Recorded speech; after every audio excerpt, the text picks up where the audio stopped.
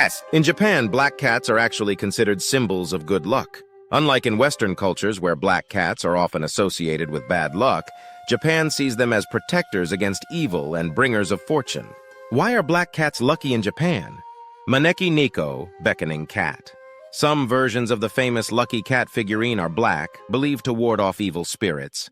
Love and romance. In some regions, single women who own black cats are thought to attract more suitors. Fishermen's guardians. Black cats were historically kept on ships to ensure safe voyages and bring prosperity.